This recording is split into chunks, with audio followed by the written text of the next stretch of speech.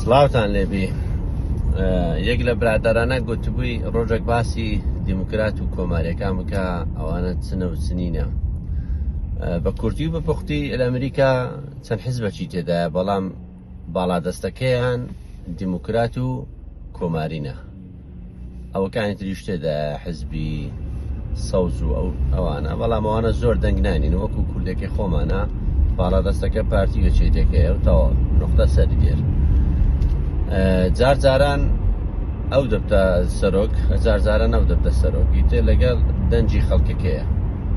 ئێستا حالیان جۆ بایدنە ڕئیسە سەر بە دیموکراتە، دیموکراتەکان جەماعەتی با بڵێن کلینتۆن و ئۆباما و بایدن و ئەوانە هەمیان دیموکراتن. کۆماریەکان ترامپە، با بڵێن بۆشە، ئەوانە کۆماری بوون.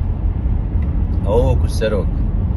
دوای دێتە خوار کۆنگرێسەیە، کۆنگرێسیش لە دوو بەش پێک دێتن: مەجلیس شیوخ، ئەنجومەنی پیران لەگەڵ نوێنەران. پیرانەکە 100 ئەندامی هەیە. 100 ئەندام لە بۆ چیە؟ هەر 50 ویلایەت ئەمریکا. ئەوم لە ڤیدیۆشتر باس کردی، بەڵام ئەرەوە بەتەم ڕێگاوە ئەو زانیارێرە خراپ لێ لە بۆ کەسەکە یەکەم زاری بین. هەر ویلایەتە دوو سیناتۆری هەیە، سیناتۆری یاخود مەجلیس شیوخ، ئەوانەی کە دەستنە مەجلیس شیوخ، دوو سیناتۆری هەیە. ئەوە حەقی ویلایەتەکەیە، ویلایەتەکەی گەورە بیتن گچکەبی، هەر دوو سیناتۆرت هەیە، لێ دەبیتە 100. بەڵام نوێنەرانەکە بە پێی ژمارەی دانیشتوانە.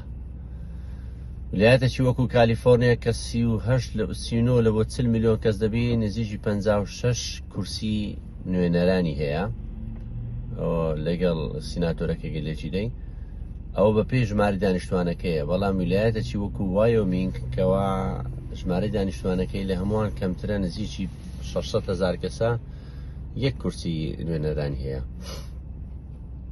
لەبەر ئەوەی عادەتەکەی کەمترە، ژمارەوەکەشی کەمترە، ژمارەی کورسەکانیشی. هەر ویلایەتێک زیاتر خۆی یەکلایی کردیتەوە. دائیمەن ئەو ویلایەتانە لازی زۆرترە، دائیمەن دیموکراتەکان دەبنەوە. ئێستا حالیان سیناتۆر مەجلیس شیوخ ئەوانە کۆنتترۆلیان کردی، دیموکراتەکان کۆنتترۆلیان کردی، ئەوان زۆرینیان هەیە. نوێنەران لەبەر ئەدای خراپی بایدنی نوێنەرانیان لەدەستاجینا. پێشەوەی ببتە ڕئیس بایدن نوێنەران لەدەستەوان بوو، بەڵام ئێستا نوێنەران کەوتە دەستی کۆماریەکان. ئەوەیە کۆماری و دیموکراتی چیە و چ نییە.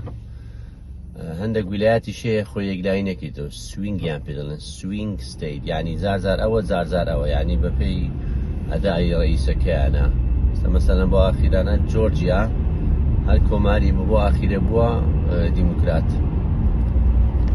لەبەرەوەی زیاتر ئەویش دەنجی هینە بایدن.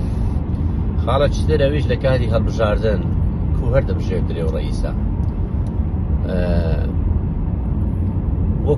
وەکو لای خۆمان نییە، وەکو عێراق و کوردستان نییە چێ ڕێژەی پەرلەمانی دەنجی پەرلەمانی زیاترینە سەرۆک دەتوانێت تەڕشەیەکە. نەخێر، لێرە نوێنەرەکە بە جیاد خەڵک سەوتی دەداتێەوە سەرۆکەکەش.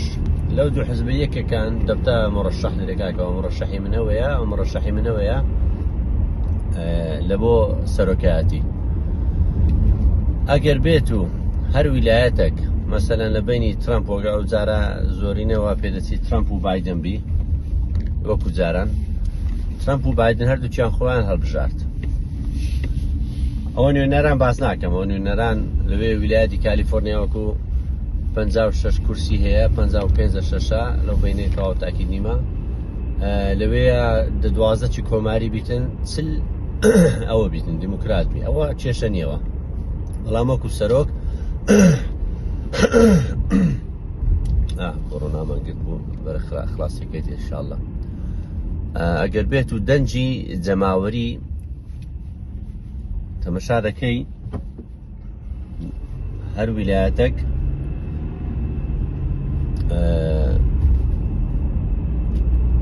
مەسەلەن ویلایەتێکی وەکو کالیفۆرنیا تو دانێ 20 میلیۆنە یاخود 40 میلیۆنی دانێ. ئەگەر بێت و وەکو باشمان کرد 56 کورسی هەیە، ئەگەر بێت و 20 ملیۆن و یەک دەنگ دیموکرات بی، لەو لایەش کۆماریەکان 19 ملیۆن و 999,999 دەنگ بی، یەک دەنجی نەقز بیتن، لەبەرەوەی دیموکرات بە یەک دەنگ لە پێشترا، ئەوە هەموو کورسیەکە خاڵ وەکو لێ خاڵ ئەلێکتۆرال ڤۆت لە بۆ ئەوەی دەچیتن، لە بۆ بایدنی دەڕوە بە یەک دەنجی، هەموو یۆکانیتر ڕەش دەکاتەوە. ئەو بەس لە بۆ سەرۆکایەتی نارێم لە بۆ نوێنەرانەوەوانە هیچ باسیۆ ناکەم. یعنی منافەسەیە لە بۆی چێ زۆری نەهینە، ئەوکو دەڵێت 150 زائید یەک، ئەگە بە یەک کورسیش بی، یعنی وا دانێ 20 ملیۆن، ئەگەر هەر 20 ملیۆنەکەش ناسە دەنگدان چکە مناڵە هەیە ناچیتن، ئەتوا دانێ لۆ ئاسانکاریەکە 20 ملیۆن کەس 20 ملیۆن یەک دەنجی هەبی بایدن، لەولایە 20 ملیۆن یەک دەنجی کەمتر هەبی ترامپ، هەموو لە بۆ بایدنی دەستن. ئەوەیە سیستەمی هەڵبژاردن لێرە. ئەوە بە کورتی بەبختی لە ڤیددیۆکان باسم کرد، ئەگەر حەزێک یەکێک حەزی لێ بە وردەکاریە بی لە تیکتۆک، لە بیدایی ڤیددیۆکانم باسی CIA دەکەم، باسی سیستەمەکەی بە کامری دەکەم، خۆ دەزانێ ئەرەمە بیتن. هەر خۆش بێت.